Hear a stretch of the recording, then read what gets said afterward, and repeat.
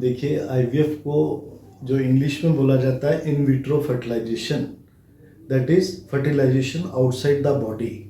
यानी जो एक निषेचन की क्रिया होती है, अंडे और शुक्राणु को मिलाने की क्रिया जो होती है, वो जब शरीर के बाहर होती है तो उसे परखनली शिशु विधि का नाम दिया जाता है। नॉर्मल वे में एक औरत के एक अंडा बनता है, बट परखनली शिशु विधि के लिए जब अपन करते हैं तो उसके लिए उसको कुछ इंजेक्शंस लगाए जाते हैं कुछ दिनों के लिए। उसकी बीच बीच में सोनोग्राफी करते हैं, और जब अंडे सोनोग्राफी में देखते हैं कि अंडे पूरे मैच्योर हो गए हैं तो उन्हें बेहोश करके सोनोग्राफिक गाइडेंस के अंदर उन अंडों को बाहर निकाला जाता है।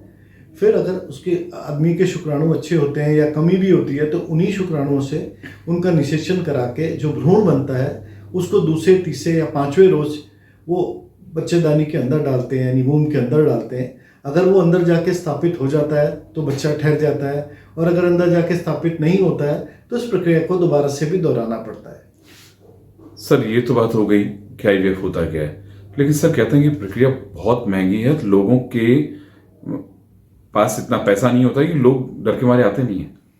सर डेफिनेटली ये बहुत अच्छी बात पूछी है आपने कि लोगों को दिमाग में रहता है कि आईवीएफ का जो ट्रीटमेंट है उसमें 1.5 लाख, 2 लाख, 3 लाख रुपए लग जाते हैं। देखिए, जो मेट्रो सिटीज़ हैं, बॉम्बे हो गया, दिल्ली हो गया, गुजरात हो गया, वहाँ पे डेफिनेटली पर साइकिल की जो कॉस्ट आज की डेट में कर रहे हैं वो 2 लाख से 3 लाख के बीच में पहुँचा देते हैं।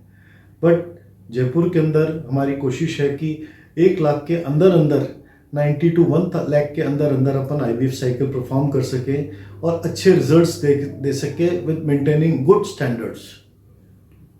यानी चलिए, आपने तो आपका इंटरव्यू लिया था, उसमें आपने बोला था मुझे कि मेरी कोशिश है कि जितना कम हो सके उतना करें, लेकिन सर अभी भी ये भ्रांति लोगों में कम नहीं हुई। कोई डर के मारे लोग आते नहीं, कहते कि अपन डॉक्टर के पास गए, वो बोलेगा 1 लाख रुपए, और बाद में पता लगता है कि पैसा खूब पैसा लगता है, खूब पैसा। देखिए, ऐसा है, मैं सभी के बारे में तो ये नहीं कह सकता कि लोग किस प्रकार से ट्रीटमेंट कर रहे हैं, लेकिन हमारे सेंटर में जो भी मरीज आता है पहले उसका पूरा डिटेल में उसकी हिस्ट्री ली जाती है।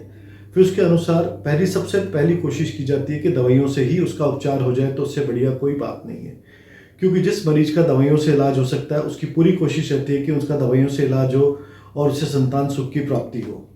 लेकिन कई पेशेंट्स के अंदर जिनमें शुक्राणुओं की कमी रहती है, नलकियों में रुकावट हो जाती है, नलकियों में सूजन आ जाती है, या एक इनफर्टिलिटी बोलते हैं जिसको अपन अनएक्सप्लेन्ड इनफर्टिलिटी बोलते हैं, जिसमें हस्बैंड भी ठीक होता है, वाइफ भी ठीक होती है, उसके बावजूद भी 10-12 साल तक अगर बच्चा नहीं लगता है तो उसके अंदर पहले कृत्रिम गर्भाधान के द्वारा कोशिश की जाती है। अगर उसमें भी सफलता नहीं मिलती है तो उनके लिए अपन परखनली शिशु विधि के बारे में बताया जाता है।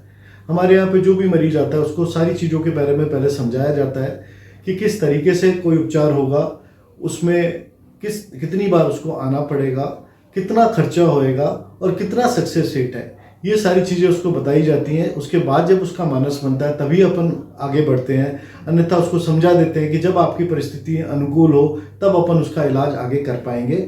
और जितनी मदद हमारी तरफ से हो सकती है, कुछ सोशल एनजीओज वगैरह भी हमारे साथ जुड़े हुए हैं जो कि बोलते हैं कि कोई पुअर पेशेंट्स हो तो उनको जितनी मदद उनकी तरफ से हो सकती है वो भी करने। अभी एक मेरे पेशेंट थे जो कंसीव होके गए, तो मेरे पास पर्सनली आए और उन्होंने कहा कि सर 2 पेशेंट का आईवीएफ अगर कोई नहीं करा सकता होगा तो 2 पेशेंट का खर्चा मैं उठाने के लिए तैयार हूँ। तो ऐसे जैसे जैसे हम आगे बढ़ते जाते हैं, कुछ पेशेंट इस तरीके के जिनको संतान प्राप्ति होती है तो इस तरीके से हमारे साथ अटैच होते रहते हैं। तो जितनी अपनी तरफ से मदद कर पाते हैं, लेकिन फिर भी प्राइवेट के अंदर उतना संभव नहीं हो पाता क्योंकि खुद के खर्चे भी होते हैं, स्टाफ भी होता है, सारी चीज़ें का खर्चा होता है। तो अपन चाहते हुए भी अपन उसको निम्न दरों पे नहीं कर सकते हैं क्योंकि क्वालिटी भी मेंटेन करनी है, स्टाफ को भी मेंटेन करना है। तो अपनी तरफ से जितनी मदद हो सकती है हम पूरी करने की कोशिश करते हैं। यानी आपकी जो बात सुनेंगे वो समझ में आ जाएगा कि आईवीएफ होता क्या है, लोग जरूर इस चीज़ को समझेंगे। जरूर, डेफिनेटली सर, डेफिनेटली। चलिए सर, थैंक यू, आपने हमें आईवीएफ के बारे में बताया, क्योंकि मेरे दिमाग में भ्रांतियां थी कि आईवीएफ होता क्या है। अब जो लेमैन है वो भी इस चीज़ को समझेगा। नमस्कार सर। Thank you.